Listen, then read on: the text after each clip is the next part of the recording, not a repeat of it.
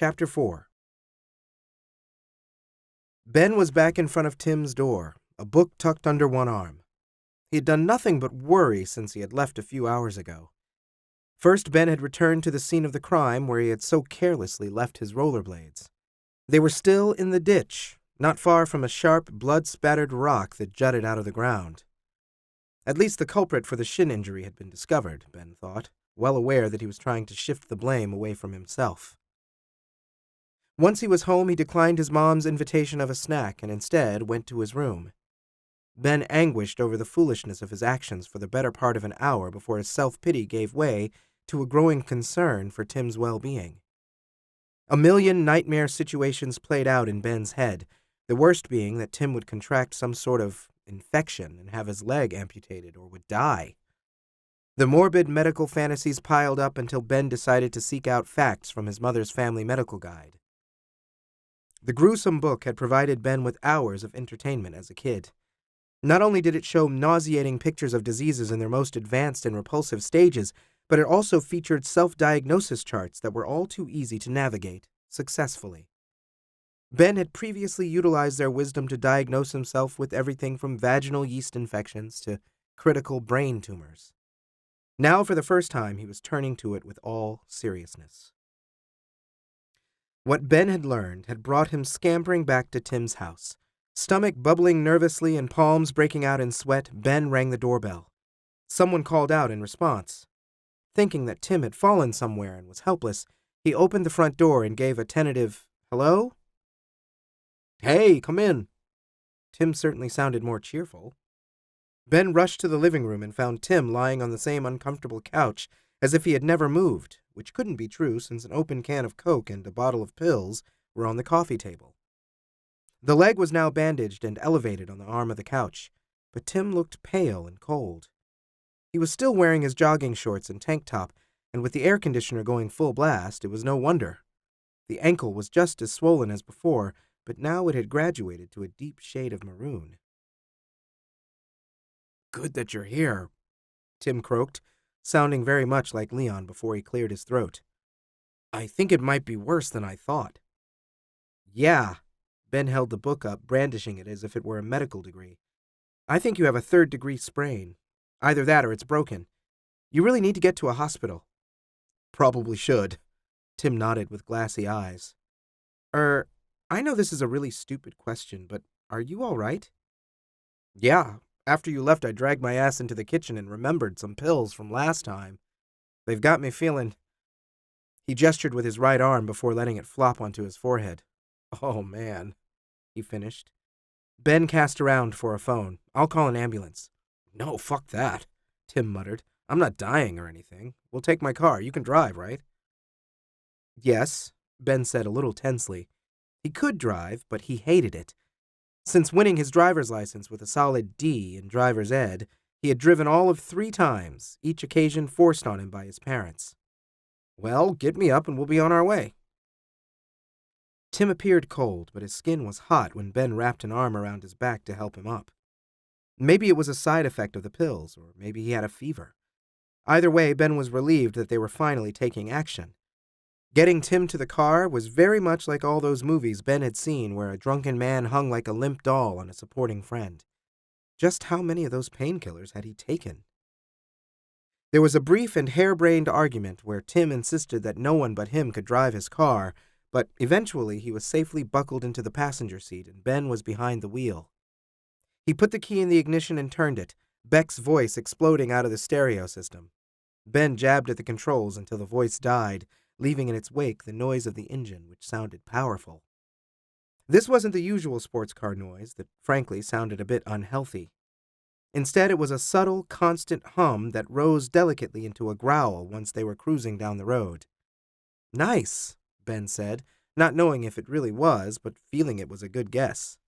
"Yeah, she's my girl." Tim proudly patted the dashboard. "So this is a, Ben squinted at the steering wheel, hoping for a hint. "Firebird?" he said, once he spotted the 3 diamonds. "Pfft," came the reply. "Please, this is a 3000 GT." "Right." Ben risked a glance over to see Tim wearing an expression of mock offense. What kind of a guy doesn't know his cars? Tim pushed. I'll give you 3 guesses, Ben said evenly. Tim was silent for a moment. So it's true? Ben let a slow smile play over his face. He loved this part. It always felt like revealing to a disbeliever that he had magical powers or something. Yup. That took Ben off guard, since it wasn't the usual response. Normally, one of 2 things would happen. The guy would either play it off like he wasn't surprised and name some random gay uncle or somebody else he barely knew to show that he was both worldly and accepting of such things, or he would slide straight into being offensive. Tim had done neither and opted for a musing, whatever that meant.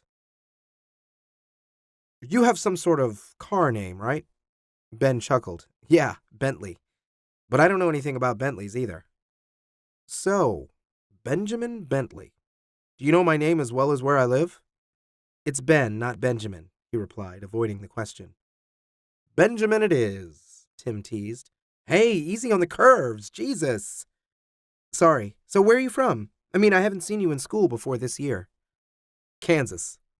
Tim settled back into his seat, but was now watching the road with prepared alertness.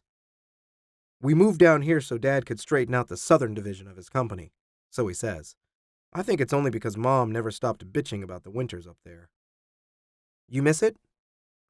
Tim sighed and looked out the passenger side window. I don't know, maybe. Ben wished he knew how it felt to leave everything behind. He had lived in the woodlands his entire life and often fantasized about moving somewhere new. Anywhere would do, even Kansas. He just wanted to see something unfamiliar. Fuck! Tim yelled. Ben snapped out of his daydream in time to avoid hitting the car ahead of them that had slowed at a stop sign.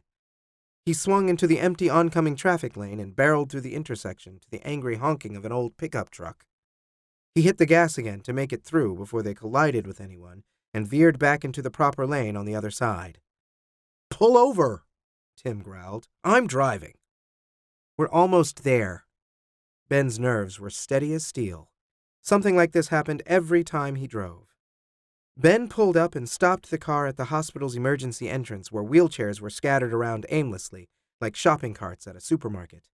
Once he had Tim settled into one of these, Ben got back into the car and parked it, having to brake suddenly at one point to avoid hitting an old lady. It's no wonder you ran me over, Tim said as Ben pushed him toward reception. They shouldn't let you near anything with wheels.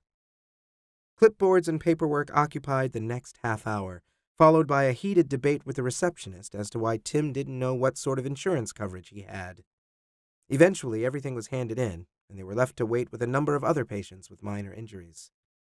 Tim became withdrawn again as they waited, his head leaned back, and his gray eyes focused on the ceiling.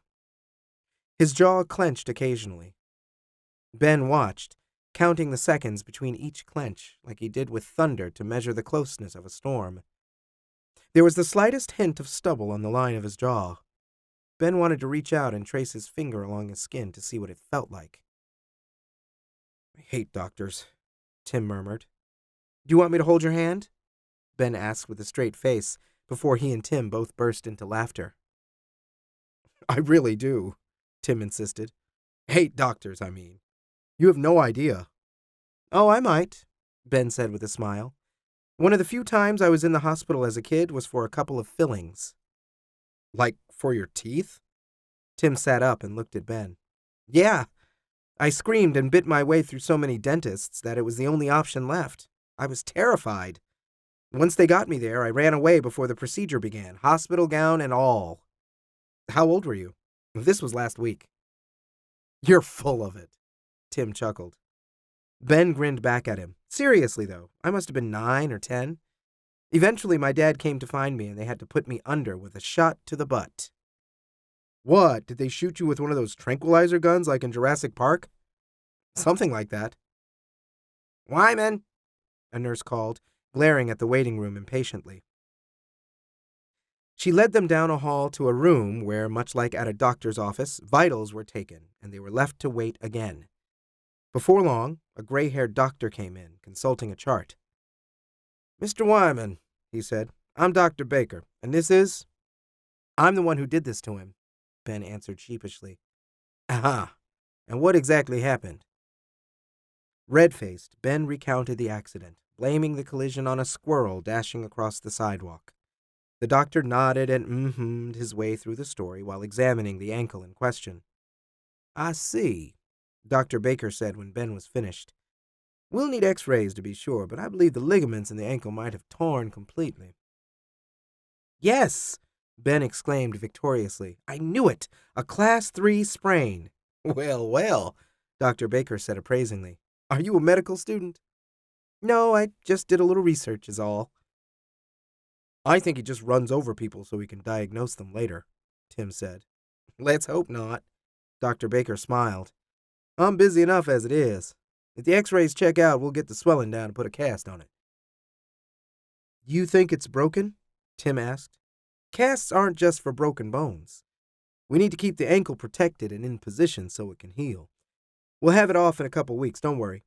I'll need to inform your parents about this, of course. They're in Switzerland, Tim said, scowling at his ankle as if it had betrayed him. Dr. Baker adjusted his glasses. Any other family in the area? Nope. My family can take care of him until they're back, Ben offered. He had no idea if they would actually be willing to, but it didn't really matter. He would find some way of making it work. So much for parental consent, Dr. Baker said with a sigh. He consulted the clipboard. The good news is that we managed to track down your insurance information. However, with your parents out of town, I would feel better if you stayed overnight. Ben's stomach grumbled, prompting him to look at his watch. It was well past 8, and he had promised to be back in half an hour when he had left to check on Tim. He wasn't likely to get in trouble, but he didn't want to raise suspicion that something was up. And what was up, exactly? Ben felt he was on the verge of something big. In front of him was a guy who needed his help, with no friends or family in the area to look out for him, except Ben. As dubious as the methods had been, he now stood a good chance of getting close to Tim. He didn't want anyone intruding on that now. If his mom found out what was going on, she would probably hire a nurse to take care of Tim, but Ben had a different plan in mind. I have to get home, he said, but I can pick him up tomorrow. I suppose, Dr. Baker said. Could you please bring the number of his parents' hotel with you? Or better yet, phone it in tonight. Absolutely, Ben lied. Wait, you're taking my car? Tim sounded panicked. It's not like you can use it, Ben said, happily patting the pocket that held the keys. See you tomorrow, Tiger. A few minutes later, Ben was sitting in the something-or-other 3000 GT with a big smile on his face. The next few weeks were going to be very interesting indeed. The story continues as an audiobook, ebook, or paperback, available at your favorite retailer.